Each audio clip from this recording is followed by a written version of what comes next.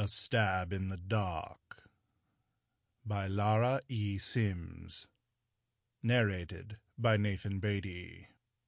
Copyright 2017 by Lara E. Sims.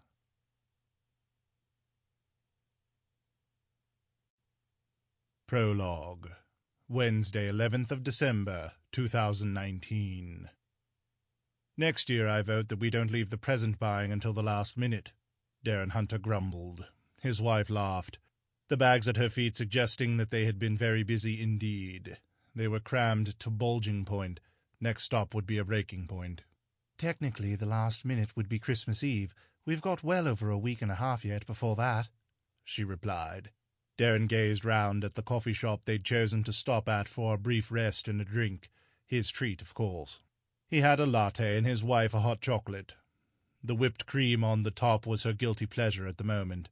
So was the large piece of chocolate cake she was attacking with a fork. She had eaten perhaps half. He'd already eaten his slice of lemon drizzle. She, however, was savouring every mouthful as though cake was going out of fashion. It had been a direct and fiercely fought contest between the lemon drizzle cake and the Victoria sandwich. He'd refused to be distracted by the triple chocolate muffin. In the end, the lemon drizzle cake had employed the dirty tactics of getting itself moved nearer to the front.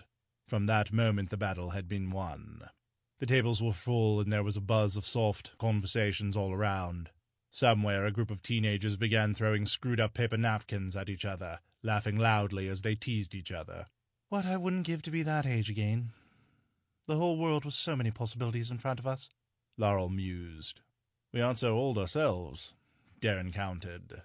32 is ancient to those youngsters, she replied. Two teenage baristas were serving behind the counter, sniggering behind their hands every now and then. He had a flash of a teenage girl in his mind, but he was unsure of her identity.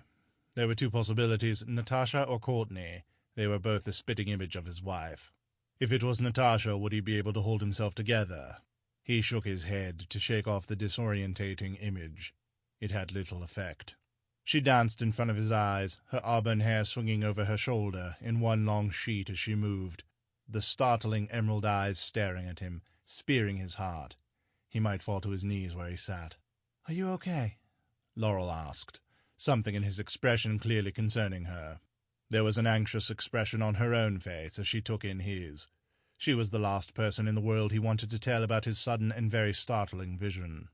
"It's nothing," he said hastily, casting round for a subject change. "Look, Daddy, when I grow up I'm going to be a princess, wear a ball gown and tiara. Won't you be proud, Daddy? Princess Natasha sounds so grand," she whispered so loudly in his head, answering his question. He could hear her childish laughter, filling his ears, even though it was imaginary. There was an eerie sense of reality to it.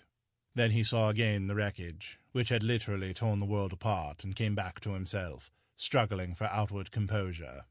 There was a woman with a pushchair in their direct eye line. The young woman had a toddler with her, who was loudly showing his displeasure at something or other. His mother was unsuccessfully trying to quiet him. Darren felt some sympathy for her. There was nothing worse than when your child had a public meltdown. "Aren't I glad we don't have to get pushchairs through throngs like this anymore?" Darren commented.